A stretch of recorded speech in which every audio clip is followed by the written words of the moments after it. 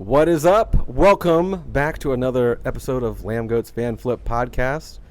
And I am here today with Stu Douglas and Andrew Neufeld. Neufeld, yes, Andrew Neufeld. Stu Douglas and Andrew Neufeld. Correct. If you're familiar with the podcast, yeah, it should be good to go. The audio should be good to go. If not, then sorry. Couple people that have actually flipped a van. No, I was going to say, yeah. In the last month, I think they're the second of the guests to have been in a van flip. I mean, 20 years of rocking, you're gonna do it once or twice, right? Yeah. I mean, you brought it up, so do you want to talk about that? I mean, whatever. We were on. Comeback Kid was on tour with Misery Signals. Were you in the band yet? No. I rode with Gravemaker randomly, me and another friend, and then just flipped a van in Canada, and it's a memory we'll always have, and we have a song about it and shit. Yeah. You're playing it tonight. I think. I don't want to play it. Yeah. It's a shorter set, so hopefully it makes it in there. You know, I look up the set list. Yeah. Beforehand. I'm addicted to that, so I look up set lists. But it wasn't just a little car accident. You had 3 or 4 flips. Yeah, my friend was underneath the van for an hour, and it was very crazy. And affected him for mentally and physically for the rest of his life. So. Well, I'm sure it still affects you a little bit mentally. Yeah. Totally. I mean, but just happy to be here. And of course. Because I read about that because I didn't really remember the details, but when I read about it recently, I read that he was trapped under for sure. What does it mean? Just imagine having your knee up to your chest and a whole van crushing you, and you're in shotgun. So all I saw was his chest up, and I'm just holding his hand, and he's being crushed by the van, and it hurts so bad. Yeah. So that was kind of that's what happened. Yeah. It was a while back. It was 15 years ago or something. Yeah. Scary. Well, then obviously Misery Signals had theirs too, but Misery Signals came out of the ashes of something like that, but it was way more tragic, right? There's some of their friends loss of life, yeah, which everyone knows.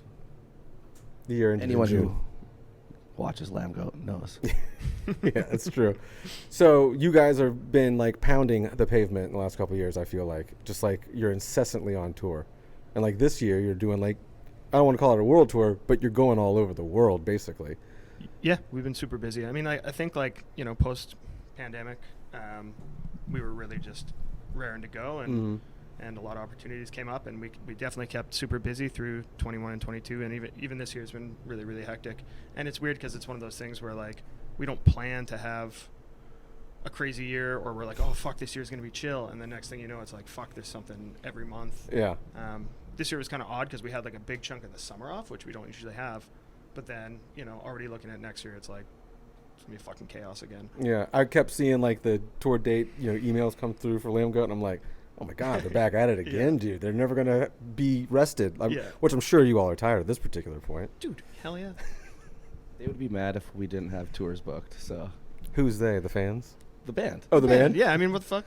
What else? Andrew, what's going That's on true, with the fucking Europe tour? Yeah, because I did. We talked briefly at Furnace Fest, Stu, when you guys played last, about what you do in your off time outside of the band, which was a surprise to me because usually some people do other side jobs, other businesses or whatever, but this is your main gig. It's my main hustle, yeah, which is cool. Yeah, it is. And next year,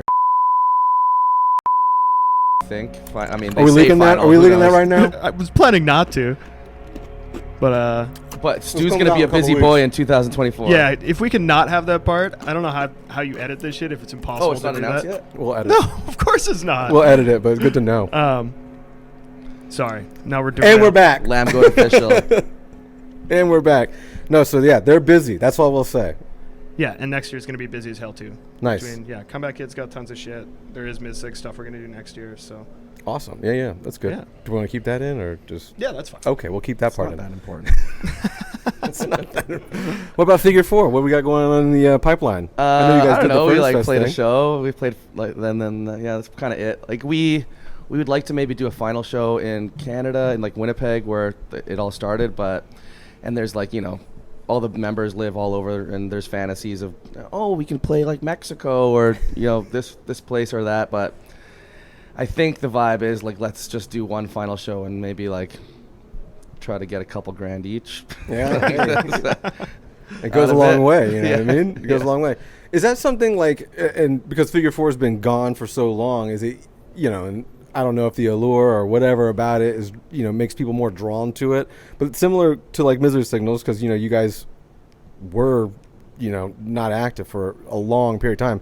Like, does that help with like booking and stuff like that? It's got to be like the interest level is peaking at this particular point for certain projects. Maybe, I don't know. Yeah, I definitely feel like having the less is more approach at this point in the band's career is definitely good. I couldn't imagine like, Misery Signals or Figure 4 like on a schedule that like Comeback Kid's on. It just wouldn't happen. It's the opposite for Comeback Kid. Figure 4 has done some like reunion type things because we never broke up, but it's just like it's a few guys moshing. It's like 3 guys moshing, and yeah, it's not really like the end all be all comeback or anything. Yeah, I just went. I just saw Botch play in Atlanta earlier last week, and like similar. There was a couple younger dudes moshing, but most of us were just like hanging out watching, and there's a barrier, and they're like, "What the fuck?" There's no stage dive and everything. So, do the dudes still play in Minus the Bear? I know. Yeah, I think he's part of it still. I mean, he's doing a bunch of. I think it's David does a bunch of other shit too. So, yeah. I can't guarantee or confirm if he's still playing. Yeah. You know what I mean? I don't pay attention to all the bands. I mean, that's another example where it's cool. It's like, I mean, obviously Botch was a band that I think was officially broken up. Right? Yeah, for like MIA forever. Yeah. So, I mean, that's sick when you can come back and play a record from fucking when is we 97, 98? Roman's record is what, like, 98? There was, I know for sure the EP was like after breakup 2002. That's the only one I know concrete for sure. Either way. But everything is before that. It's crazy to see that they can do that and like tons of people come out. Oh yeah. Figure 4 played with Botch in a basement in Portland. Sick. In like 2000 or some shit. Nice. Maybe. Oh yeah, because it is Northwest up there, so you guys are probably in the same circles running around. We're more middle Canada. Also, we played with Ink and Dagger in Minneapolis. Some unlikely bands that maybe we played with. But was Eric Warheim playing bass for Ink and Dagger? Was that? Is that the band that he played bass in? Eric Warheim? I don't know why you're looking at me. I feel like that's like something everybody knows. I mean, I know a lot of things, but there's information in and out. Yeah, no. Unless I'm screwing it up. I think he was in Ink and Dagger. I might be wrong. How is mid-Canada for like music and just in general? Because I'm very familiar with like Quebec and Ottawa, because that's where like I have family that live there, so I've gone up and down for my whole life. Yes, I'm from Winnipeg, and I always say, like I've said this many times, if you want to live in a cool city in Canada, you have to live in Toronto or Vancouver. So I live in Toronto. These guys live in Vancouver. Jeremy, the other original member of Comeback Kid, he lives in Winnipeg, and he's kind of just holding it down for the family and shit. But it's so fucking cold, and there's some great local bands and definitely like cool bars and stuff like that. But yeah, it's a little desolate, my friend. Which I could have imagined, to be honest with you. So how was like starting out there then? Like, is it just a grind? Because like like we would go to we'd go to Minneapolis all the time. Like that's an 8-hour drive. When I was 17, I went to go to Crazy Fest in Louisville. Like 16 hours, no problem. So once you go on tour, you just got to go. Like, there's no like weekends. Like, you know what I mean? We're pro now. We got to go. No, we got to go for a minute. So, and that's kind of like, I think a lot of Canadian bands once you get on tour, like at least do the week to make it worth your while. But, you know what I mean? It's like. But we had Propagandine. That was our kind of like, that's who we looked up to. I Spy, stuff like that. And they taught us our politics and stuff, like kind of turned us away from like the religion stuff too, and like just showed us a smarter way of thinking about the world. And interesting. That's how punk kind of it's an ongoing saga where you, especially like for Lambgoat, where like people start out in bands that are labeled as Christian bands, like it's an American thing, I think. Right? Is it? I don't know, but like, because there's certain bands that are obviously Christian bands and they stay Christian bands or whatever, but there's a lot of like certain bands that don't say anything if it helps or hurts them or whatever, but they also don't say anything if they switch the vibe. You know what I mean? So 10 years later, you're like, is so-and-so still a Christian band? You're like, they haven't been a Christian band in like 15 years, dude. Was Comeback Kid a Christian band when you started though? Because we all Figure 4 clearly was on, Yeah, Figure 4 was, and then I was kind of like turning once I turned around 20, because Figure 4 was a teenager band, right? Right. So yeah, so. Is it traveling the world and opening your eyes a little bit more on the real shit? Comeback Kid started, and then we sent our demo to like Death Wish and like Bridge 9 and everybody, and no one wanted it. But then Jason from Face Down, who was he was offering to put it out, and then we're like, yeah. And I wonder, did we tell him we were kind of like into it? I don't know. You wouldn't be the first person to say that on this podcast that they lied about it.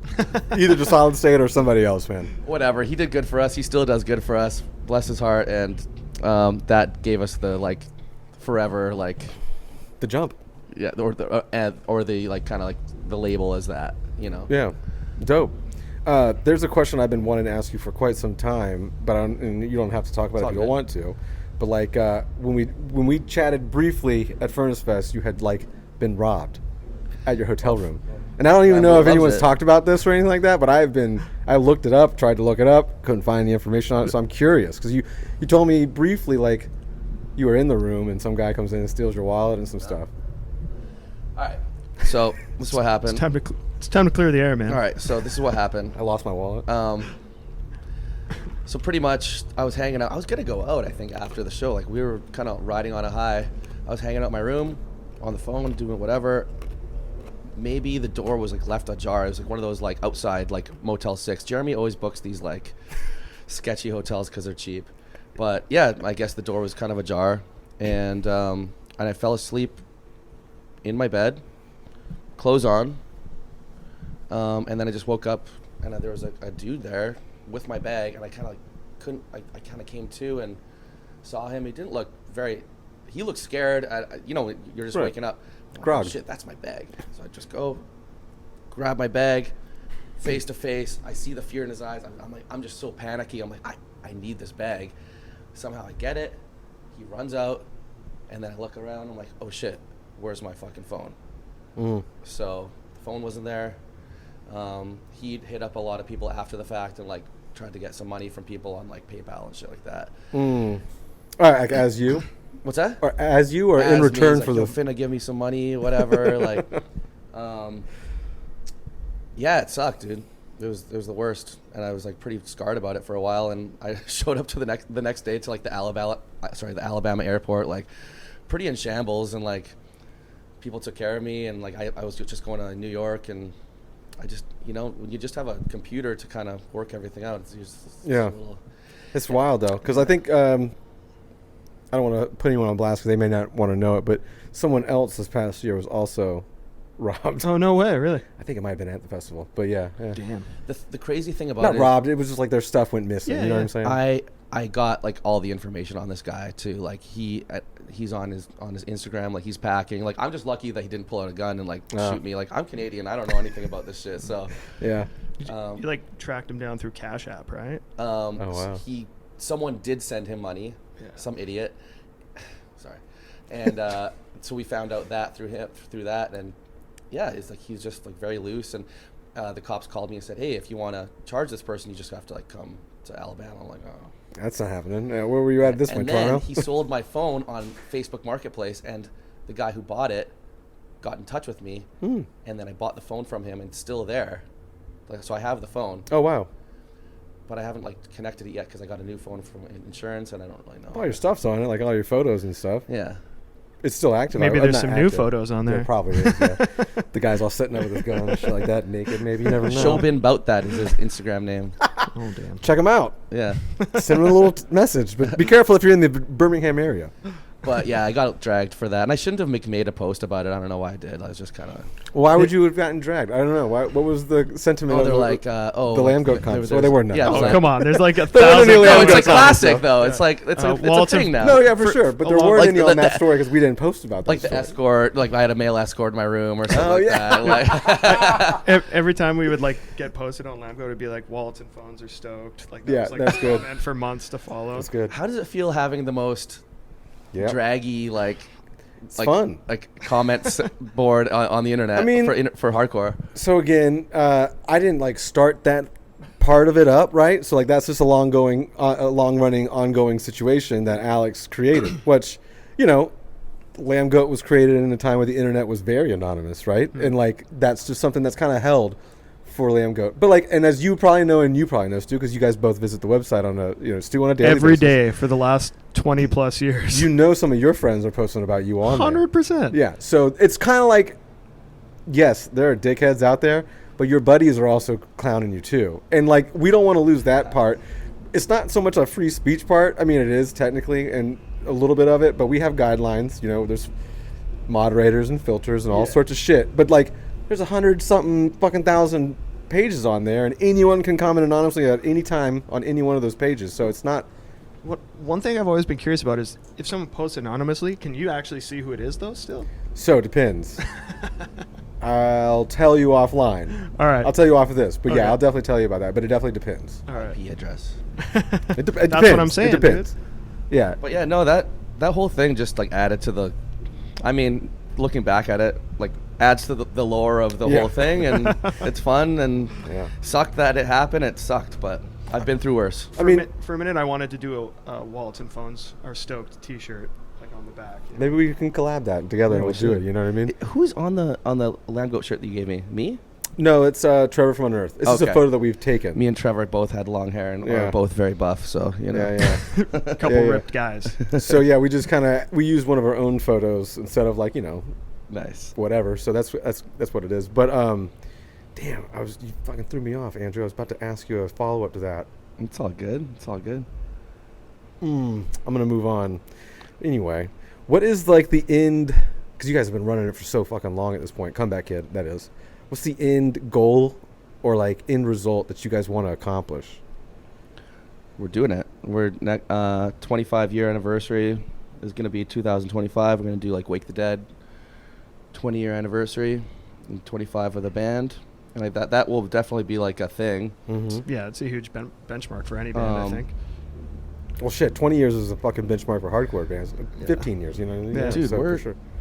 Yeah, we're trying to get like, you know, our favorite like legendary bands up to Canada. I think that's like the best thing we've done is like we brought in like the best bands to Canada that would never be in like Winnipeg or like Edmonton or something like that, you know, like.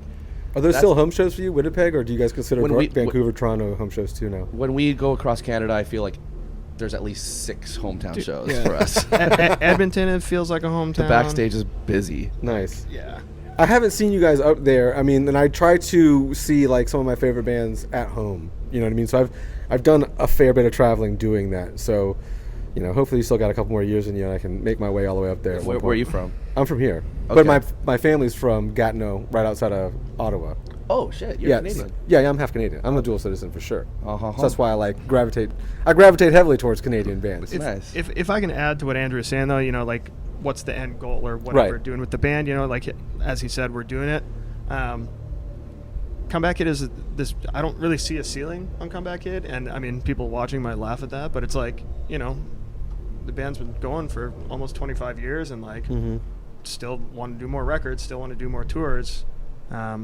So you know, there is no like real like end goal at this point. I think the goal in general is just to maintain, keep up and keep going. Yeah. Yeah, I mean, because the audience for this kind of music is continually growing, dude, and it's crazy. It ebbs and flows for sure. You know. Oh yeah, like I think it's at a big ebb right now, or whatever the peak. Yeah. It's at a peak. Big ebb. and that's cool, you know. And thankfully we're a band that's been able to like check our egos and just roll with the punches. You know, like we've had a couple dark years, we've had some really great years. So it's like just want to keep doing it, I guess.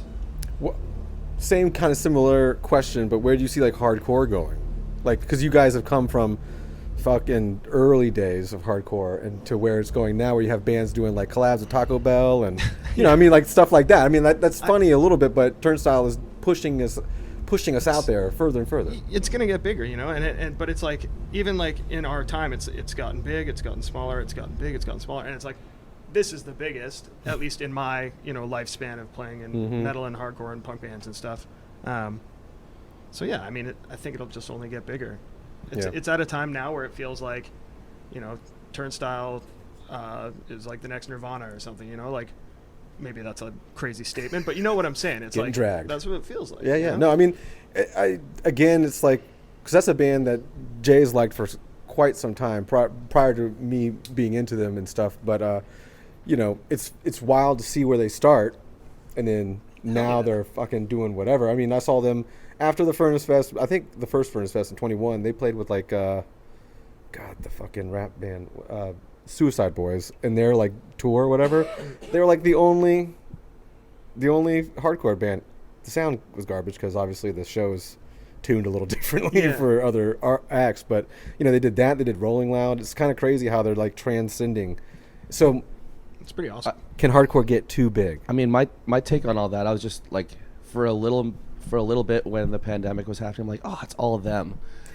And then I was pleased to see, like, shortly after that, like, all these other bands getting the limelight quickly after that. Yeah, like a little hunger. Like everyone was hungry for it. Flat Spot coming out with like a million awesome bands, and like just like a lot of bands were really getting some like shine, and that's where it's at now. And now there's a bunch of huge bands that like kind of on par with us, or even and like Comeback Kid, like I think I heard like Jamie from Hatebreed like talk about this on the podcast, but like like I feel like I was talking about this the other day, like we're cruising altitude, like we're like maintaining. No, we're not going up and down. Like we've been pretty much a pretty similar size room band since we like for the last 15, 20 years, and it's cool. But obviously, if you had the opportunity, would that be something that you'd want to do, bigger, larger rooms, whether it's headlining or obviously support? For sure. Fuck yeah. You don't want to play smaller shows? No, I mean, I'm happy to I love playing small shows. I love playing huge shows. Like, I just didn't know if like that's something that Comeback Kid seeks out. Like, do you guys want to do big festivals? Do we think the next record's gonna be the one? Like, no. Next record's really gonna do it for us. No, but like, I mean, we do get to play a lot of huge festivals in Europe and shit. And like, obviously, like when you're playing those festivals, it's like this isn't for us, but there's a lot of people that are just there and happen to be watching, and it's sick. Yeah. So obviously, you feel like a huge rock star, and it's super fun and cool. And then playing a tiny show where there's 100 people in a tight room, that's fucking awesome too. So I think they both have merit, Yeah. Was it always hard kind of juggling multiple bands? Yeah. In general, it's a question for both. I mean, 2020 was going to be like the most psycho fucking year of my life.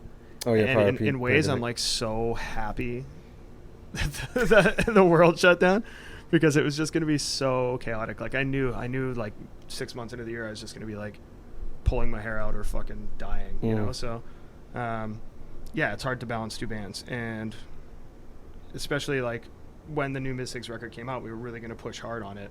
And it was really like nuts to butts, like finishing a Comeback Kid tour, starting a Mystics tour, finishing that tour, starting a Comeback Kid tour. Like it was going to be really, really, really tight. So thankfully I didn't actually ever have to like navigate that and go through it. But we've done like a couple tours where like just out of convenience, like Misery Signals and Comeback Kid have done some tours together. We've gone to Japan. We've done like some North American stuff, and that's fun. It's cool. Fills your day up. I feel like that would be like ideal. I mean, obviously you probably get tired of playing the same bill every day, but I mean. But Stu likes playing with Comeback Kid more. Yeah, it's true. It's a fact. Yeah, well. So you guys had Heavy Steps not that long ago. Mm-hmm. How long until maybe, a follow-up to Heavy Steps? Not that long. I don't know. We've got a single coming out next month. Oh, cool. And EP coming out in March, I would say. Nice. So, what goes into like writing new music at this particular point? Because you guys totally. I wouldn't say that the new EP is going to be like, it's not our like new sound or anything, but it's songs that we've been working on for a minute, and then we kind of just finished up. It's kind of it's a little maybe self-indulgent, but yeah. Yeah. When you say self-indulgent, I'm sorry. When you say that, what do you mean? Like adding some of your guilty pleasures in there? Yeah, there's songs that like we like to play and listen to. Are we talking about covers here? Or No. Okay, just make it clear. No. I just think like if somebody's like, I love Turn It Around and Wake the Dead, and then they're like, oh, Comeback Kid has a new EP, and they go listen to this, they're gonna be like, what the fuck is this? But that's been the case. I mean, that's been the case for the last 20-something years anyway. Sure. Every record's not going to be Turn Around or Wake the Dead. You know what I mean? So. Like Andrew said, this EP isn't like it's not our new sound. It was just like some songs that were fun, that we wanted to release. Are they things that are like didn't make Heavy Steps? Didn't fit, wouldn't have fit on Heavy Steps. So they were written around the same time frame. Similar time, yeah. Interesting. The Trouble EP, it's called. Oh, nice. Yeah. Exclusive news. Yeah, no, it's coming out right away. Heard it here first. Yeah. Well, in a couple weeks, technically. Yeah, we did a video and shit, so probably by the time this comes out, we'll have a single with it. We'll try to pair it alongside. Yeah, so we might rearrange some stuff. But favorite thing, since you guys are always on fucking tour, it feels like in the last couple of years, favorite thing about tour? Outside of playing and fucking the people and all the typical answers, guys. all the money. For me, there is money? For me, I have I don't have a family or anything like that, so I kind of stress on making plans like, hey, you want to like tomorrow or the next day, but I have no problem making a plan next year. Yeah. I like just having my schedule and know what I'm doing every night, and I'm just there and I'm in the tunnel, and that's just along for the ride. It works for me. Yeah. And I can see friends and people that I haven't seen in like a year or more every day. Yeah, there's definitely benefits to it. Like, being touring for the last, 20 years, it's like I find parts of being on tour, like the schedule of it, like kind of like knowing like, this is going to sound really dumb, but it's like, you get up, get in the van, go to the venue, you do your sound check, you get a bite to eat, you come back, you hang out, play the show, hang out, and then do it all again. And it's like, you get in the motion of doing, or the rhythm of doing that. And I find like a lot of times when I do get home from tour, I'll be super excited to get home. And it's like I see my wife, I got my cats, I'm like stoked, loving life. And then like 3 days after I get home, I'm like itching. Now what the fuck do I do? And like I kind of get like, I almost get like sad. You know what I mean? And then you're kind of like, 'cause although like every day on tour might not be the most productive, it's busy. You know what I mean? You're So always like, doing something. I almost don't know how to relax when I get home. Like I almost feel guilty about being like, I'm gonna watch fucking a whole season of 90 Day Fiance today. I feel that hard. Not that show, but I feeling guilty about watching TV or something. Yeah, so it's a weird thing to balance, but like, so yeah, I guess roundabout answer to your question, what's my favorite part about being on tour is being busy and being full up every day. Purpose. Yeah. Worst thing. It's not too bad, man. It's not too bad. Not too bad. Well, I guess because your personal situation is different. Because obviously no family, no whatever outside of. Dude, it's sick. I love it.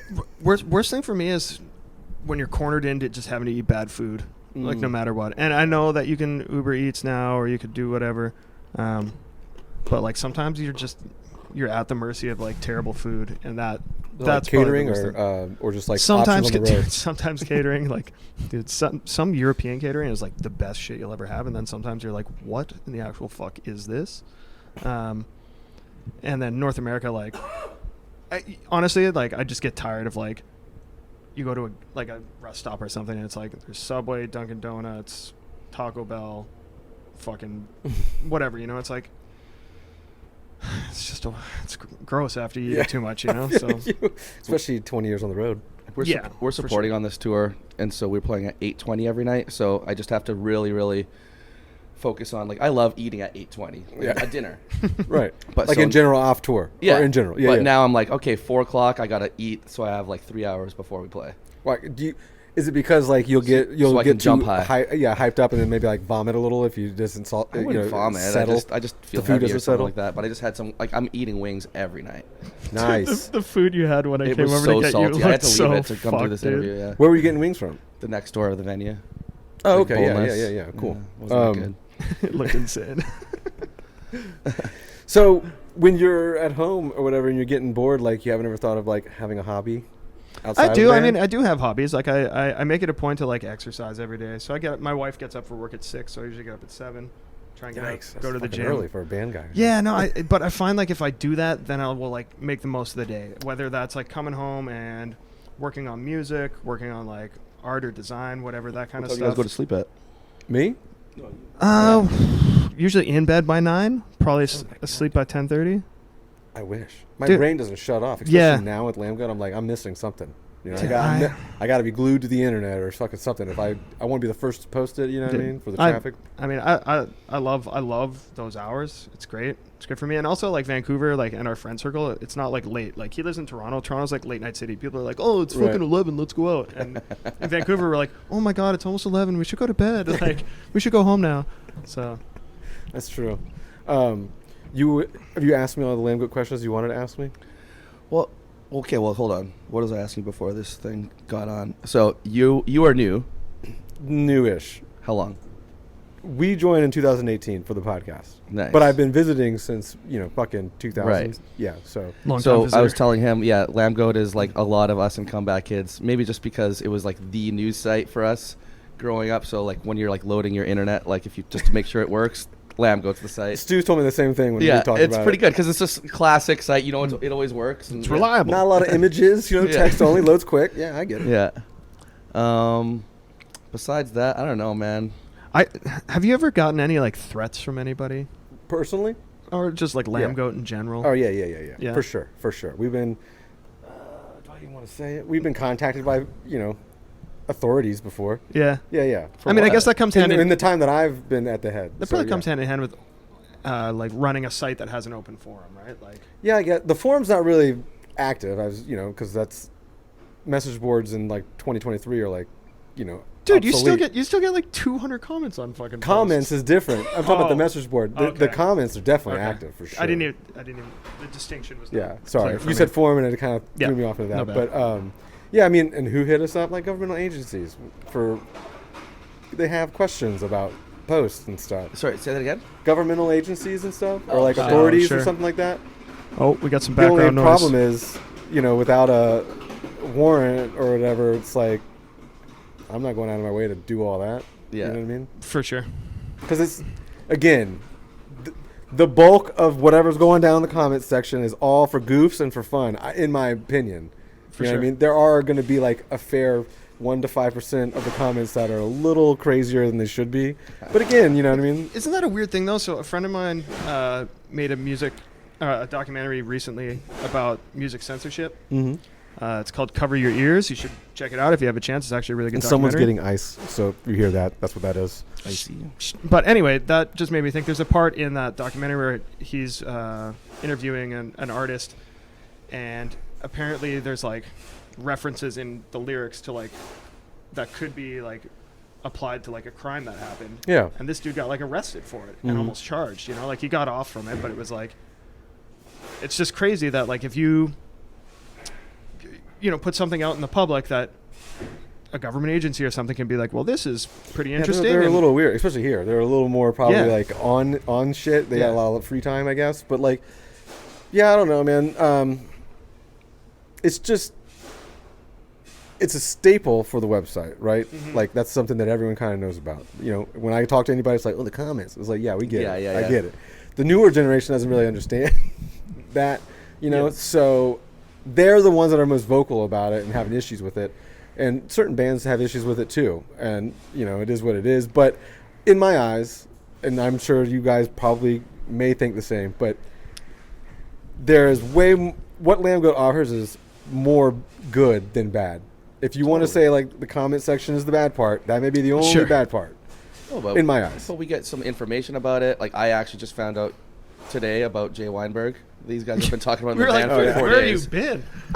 I'm just out to lunch on that. But just even like, I don't know, it is fun. Like, like you guys like posting about me getting robbed or whatever and stuff, like just some niche stories that probably people would like to hear about. What's the goo joke? Where does that come from? I was going to bring that up when we were talking about comments earlier because that's like ongoing jokes. There's so many that are like fresh new ones, like, Wallet and Keys or Stoked or whatever. Yeah. Like, goo has been just tearing up the charts. Yeah, I don't know. Someone's got to have notifications on for that one because like every article, it's replaced like First. Remember how First was back in the day? Yeah. Sure. So I don't fucking know, dude. There are definitely some. We don't know exactly where it came from. You don't know the exact origin? No, it just started popping up, and people ask, and we're like, I don't know, dude. But it's insane.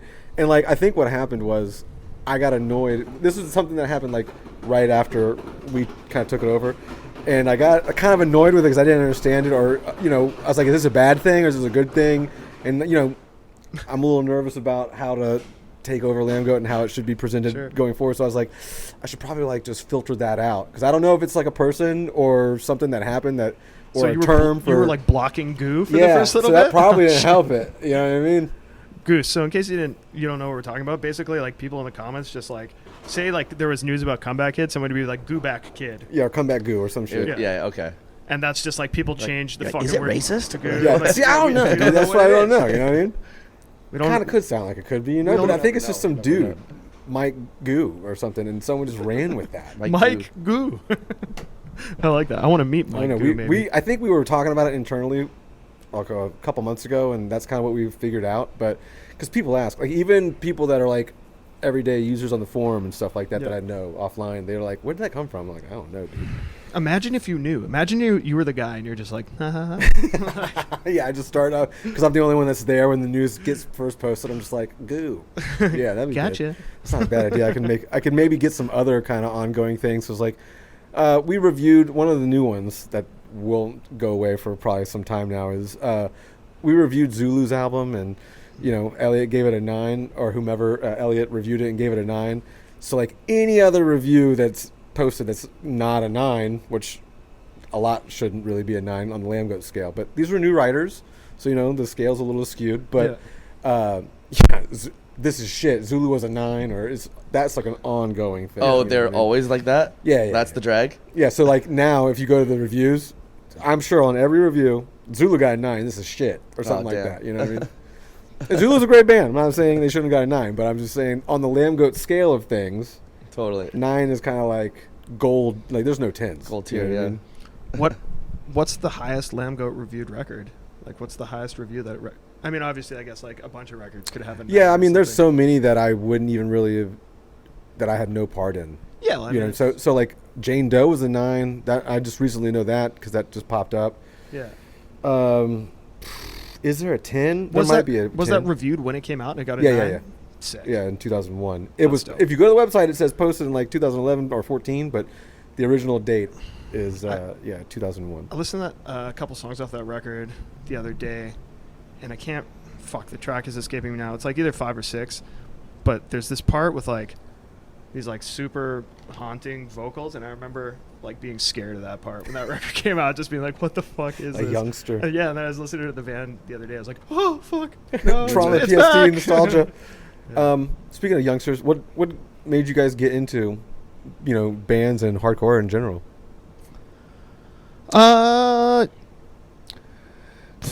Living, and my older brother showed me like skate punk and like NoFX, and it's wild how many people like come the from basket case video and the classic story, like just like skate punk. Canada loved that shit, Fat Records shit, and then from there, someone in high school showed me Earth Crisis, and then I was straight edge, and then straight edge and religious all at the same time. Straight edge, religious all at the same time is the perfect combo, and then the perfect story. And then then just like just getting into that more and more, and I gravitated, to the, like some of the thug stuff, like the rap, the like Marauder, like double okay. picking Helicopter always on the guitar, and it's just great. I don't know. That's what that was the transition. It was all punk to a lot of the people that are into hardcore now came through nu metal, didn't they? I did. So I'm more through a lot of younger kids come punk. through nu metal. Yeah, I mean, I came from there was punk in the beginning, and then that was very short lived, and then I found nu metal. But also, I was from here, and Limp Bizkit's from here, so it was like, how was I not going to be into it? For sure. Like, same thing. For me, as a teenager, as a kid in Canada, we had Much Music, which is kind of like MTV. And they had shows like Power 30, which would play like metal videos, and The Wedge, which would play like kind of more alternative videos. And like The Wedge is probably where I first ever saw like a Green Day music video, or Doughboys Face to Face, No Use for a Name. So like those were bands that like I saw on the TV, and then I'd go to the record store, buy the record. And then you'd have like the thanks list in every record, and you see 200 bands listed there, and you'd go buy 4 of those records or whatever. So yeah, same thing, just like sort of more commercial or whatever. Punk got me into more underground punk, which got me into hardcore, which got me into metalcore, which got me into the van. Definitely. Which got me on the goat. Yeah. And Comeback Kid's very octave core. I hate octaves now, but I guess I got to embrace the. What is that supposed to mean? Like octaves, you know what that is? Yeah, I know what octaves are, but what is octave for? It's the easiest melodic thing to do. So Comeback Kid loves octaves. We are an octave core band, like to my dismay, I guess. It's a very like Fat Records thing. Yeah. And I remember the first time I ever heard Wake the Dead, I was like, this is the best, because it's like skate punk and hardcore on one record. Yeah. And I won't let that go. Every time we're like writing music, I'm like, what about this? He's like, I've snuck a few in though. Yeah. So how does the writing process go for you guys? This is how Since you guys live, you live apart. I don't know if you get together or if you just trade. So the last time we wrote was during the pandemic, but whatever, we'll do it again. Stu sends demos, Jeremy sends demos, I have demos, whatever. So when you if you get, so this is the last couple albums. If you're the writer of the song, you become the boss of the song. Oh, nice. Song boss. So if it's Stu's song, like Jeremy is the he's octaves all day long. He abuses this power like the most probably. He's like, man, I really don't really like that change that you made to that song. He's more of a song dictator. He's a dictator for sure. Yeah. So you have the song, either, you know, Stu or I or Jeremy or whatever will come in and kind of change some things around, maybe even change the whole structure of the song around, produce the song. And DJ Khaled credits. Whether it makes it or not, that's to be seen. But yeah, like if you wrote the song, it's your idea originally, you're the boss of the song. But everyone else can come in and like kind of do their thing on it. How long has that been kind of the shtick for Comeback Kid and writing Since process? more than me and just Jeremy wrote. Yeah, so like when I started playing with the guys, it was like on the tail end of Symptoms and Cures, and then we went into writing Die Knowing, and it was kind of like some uncertainty of how that was going to work. So, you know, I brought some ideas to the guys, and I think like one song idea I had made it on the record, and then I played like a little bit of guitar on that record, and then, you know, next time we wrote a record was a few years later. At that point, I'd been in the band for, you know, quite a few years. So then we were just kind of doing what Andrew said, where it's like, well, here's a bunch of different demo ideas, and then we get together in a room and like rock them out. And then over the pandemic, though, it was kind of nuts because everybody's at home. You got a lot of time. So like I was literally sending Andrew like 20 Stu demos, 30 fucking songs or something insane, you know. So by the time like we got to to a space where we were all together playing, it was like, well, I got 28 ideas. Andrew's like, I got 2, 3, 4, you know. So it was like they're solid, Andrew. They're solid ideas though. So, but yeah, I mean, at this point, it's collaborative for sure. Cool. And is that something? I'm sorry, to interrupt. Finish. No. Okay. Is that something as a long-standing member that you? Is there a way that, or is there any noticeable difference to you as far as like how either Comeback Kid sounds now currently, or how the process has gone on? Yeah, we're a little bit more of a metallic band, I guess now. Like someone said in a podcast about us, we're hardcore with a capital H, you know, type band. Maybe before where it was more, I don't know, Lowercase h. Lowercase h. Yeah. That's funny. But so yeah. where does that influence come from then? Well, we're just like everybody, we're just more or into like heavier shit, and okay. we're always playing like with like metal bands and shit. Like so, I would say that we're, you know, I even do a bit on stage like, we should go more metal now, or like we're gonna go more punk now. But like it's just, that's the best thing about punk of Comeback Kid. Like we are unapologetically and like unashamed. Like we're hardcore down the middle. We're gonna go punk. We're gonna go like metal, and like that's cool about it. All the songs sound different. You're not gonna put on a record and say like, oh man, like it all sounds the same at all. Yeah, I think. I agree. Yeah, I agree. And where are we at? Sorry, what's the fucking timeline on it? Yeah, we're there.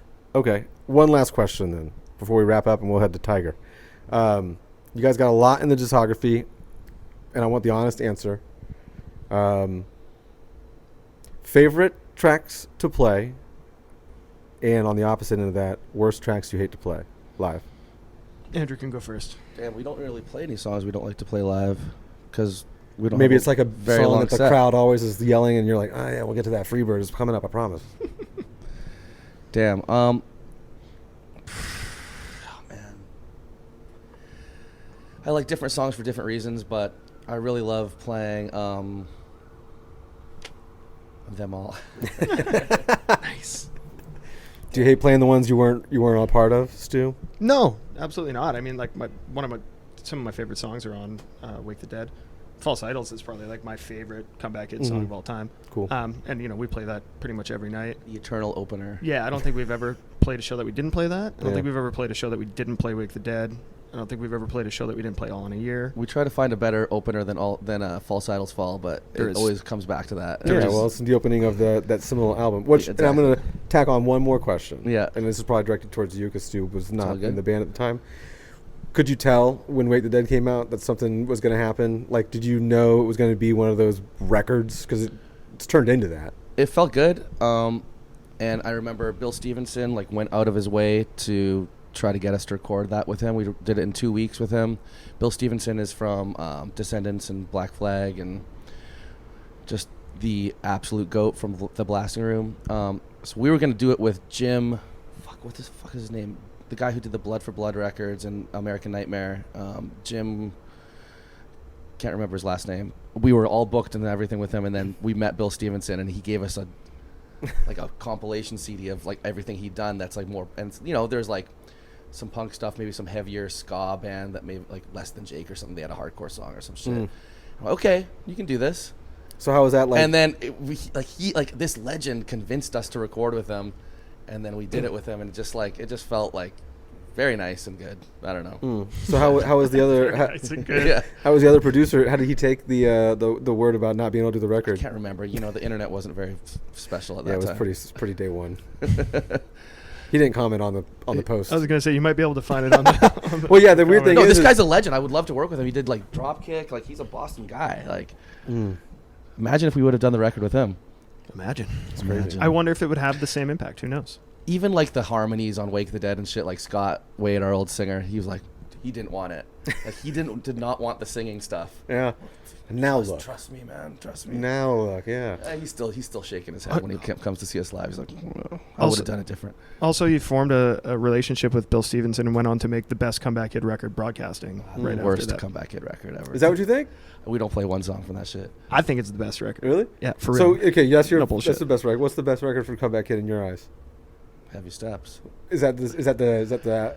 I You have to say that. I don't know. It's hard to say. The label tell you to say that? Yeah, but Broadcasting, no, we don't play anything from that record. That is when I listen to it, I'm like, what is this song structure? Like, I'm what's glad you happening? said it because like I don't listen to it that often either. I don't- But I mean, now I'm going to because it's your favorite, so I'm going to listen to it more. For sure, there's even like the first time I listened to the record, I would be like, why did they not repeat this part? Or like, why is this not the chorus Yeah. or something? But I will say it's got I think it's got some of the coolest guitar work that Comeback Kid ever did. I think it's got some of the just coolest ideas, like song-wise, that the band's done. It's got some of the like punchiest breakdowns, like Yeah, maybe Scott like reeled us in a little bit before that, like as far as the riffs go, like maybe or like the metal kind of stuff. Or like Scott, the old singer, he'd be like maybe kind of produce us a little to bring it back a little, simplify things. And so when he was gone, we're like, like playing like let's go as fast as we can and like do all these little like You got, like, triple- 20 parts to a song or whatever. Yeah. Kind of shit. You know what I mean? And I think I felt good. after that, we changed course a little bit, song structure wise. But yeah, next record you use a Telecaster, no big deal. That'll happen. That'll happen every now and then. Hey, but that record rocks too. Yeah. I mean, again, I'm not saying Knowing is not a great album. It's just when it comes down to it, like I'm not listening to songs off of that as much. And when you said that, I'm like, oh man, that makes sense, I guess, to me. But now I'm going to have to reinvest my time in it. But yeah, Broadcasting is the best record for sure. yeah. I mean, I'm going to say Wake the Dead, but also I dig Symptoms and Cures too. I dig a lot of shit on Great Symptoms record. too. We'll be doing something special for Wake the Dead 2025 for sure. Nice. So We'll cut it here because we got to go to Saboni's place, Tiger. And then, thank you very much, Stu and Andrew, for being on the podcast. thank you. Make sure you check the comments out. Thanks for having us. Hell yeah. Goo. Lamb goo. It's a whole fucking thing. What kind of